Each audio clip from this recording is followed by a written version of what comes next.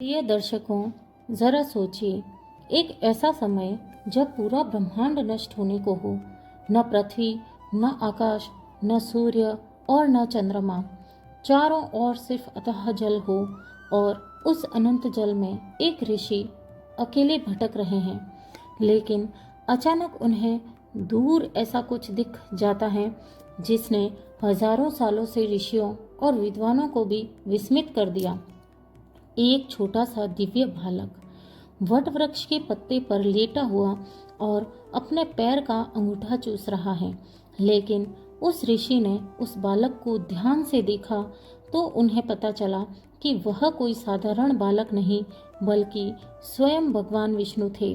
लेकिन इससे भी बड़ा रहस्य उन्होंने तब देखा जब वह ऋषि उस बालक के शरीर के अंदर पहुंच गए।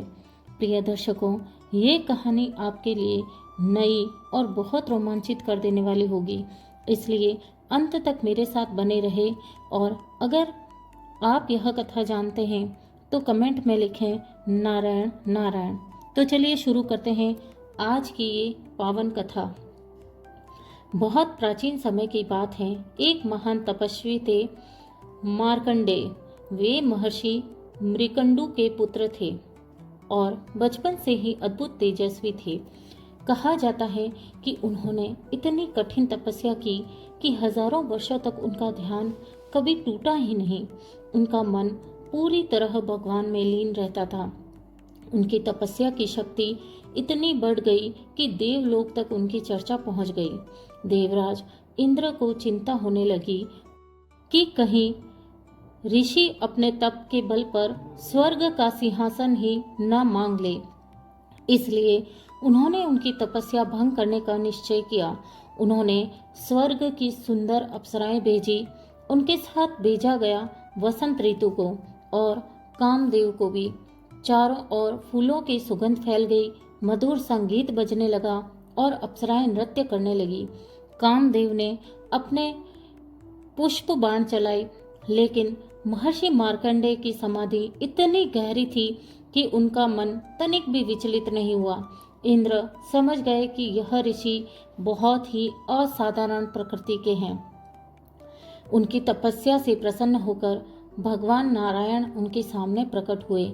महर्षि ने आंखें खोली और भगवान को सामने देखकर उनके चरणों में गिर पड़े। भगवान ने कहा, ऋषिवर, मैं आपकी तपस्या से बहुत प्रसन्न हूँ, कोई भी वरदान मांगिए। लेकिन महर्षि मार्कंडेय ने धन, स्वर्ग या आयु कुछ भी नहीं मांगा। उन्होंने कहा, प्रभु, मैं आपकी उस दिव्य माया को देखना चाहता हूँ जिससे यह संपूर्ण सृष्टि उत्पन्न होती है और नष्ट हो जाती है। तब भगवान मुस्कुराए और उन्होंने कहा, तुम्हें उचित समय पर मेरी माया का दर्शन अवश्य होगा। कुछ समय बाद एक दिन महर्षि भयानक गर्जना होने लगी, तेज तूफान चलने लगा। फिर ऐसी वर्षा शुरू हुई जैसी पहले कभी नहीं हुई थी। धीरे धीरे पृथ्वी जल में डूबने लगी, नदियां उफनने लगी, पर्वत टूटने लगे और वन नष्ट हो गए। देखते ही देखते पूरा संसार जलमग्न हो गया। यह था महाप्रलय। अब चारों ओर सिर्फ जल ही जल था, न कोई धरती, न कोई आकाश। सूर्य और चंद्रमा भी गायब हो चुके थे। उस अनंत जल में अकेले भटक रहे थे महर्षि मार्कंडेय। कभी विशाल लहरें उन्हें दूर फेंक देती, कभी भयानक तूफान उन्हें घुमाकर फेंक देता। वे हजारों वर्षों तक उस जल में भटकते रहे। उनका शरीर अब थक चुका था। उन्हें लगा कि अब उनका अंत निकट है। तभी अचानक उन्हें दूर और उसके एक हरे पत्ते पर एक दिव्य बालक लेटा हुआ था। वह बालक अपने पैर का अंगूठा चूस रहा था और उसके चेहरे पर एक रहस्यमयी मुस्कान थी। उसका शरीर नीले मेघ की तरह चमक रहा था। महर्षि आश्चर्य से भर गए। उन्हें तुरंत समझ आ गया कि यह कोई साधारण बालक नहीं है, वह स्वयं भगवान विष्णु थे, बाल नारायण रूप में। महर्षि उस बालक के पास गए। जैसे ही वे उसके करीब पहुंचे, अचानक उस बालक ने एक गहरी सांस ली और उसी सांस के साथ महर्षि मार्कंडेय उसके शरीर के अंदर खींच गए। जब उन्होंने आंखें खोली तो वे चौंक गए, क्योंकि उस बालक के शरीर के अंदर उन्होंने पूरा ब्रह्मांड देख लिया था। उन्होंने देखा पृथ्वी, पर्वत, नदियाँ, समुद्र, देवता, मनुष्य, पशु, पक्षी, यहाँ तक कि उन्होंने अपना ही आश्रम भी देखा। उन्हें लगा जैसे वे फिर उसी संसार में लौट आए हों। कुछ समय बाद उस बालक ने सांस छोड़ी और उसी के साथ महर्षि फिर बाहर निकल गए। अब वे फिर उसी प्रलय के जल में थे।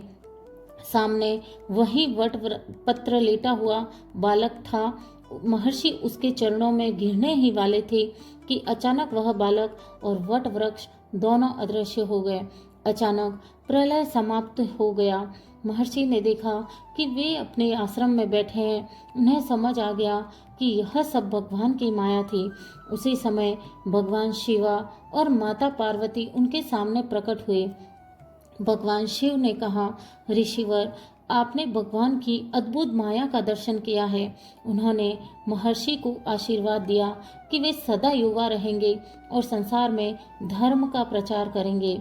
लेकिन इस कथा का सबसे बड़ा रहस्य क्या है?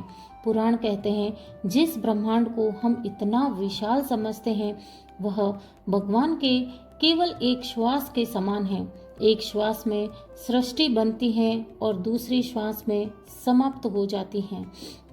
दोस्तों, आपको यह रहस्यमयी कथा अगर पसंद आई हो तो वीडियो को ज़रूर लाइक करें, क्योंकि अगले भाग में हम बताएंगे, अगर आप कमेंट करेंगे तभी, प्रलय के समान भगवान विष्णु वटपत्र पर शिशु के रूप में ही क्यों प्रकट होते हैं।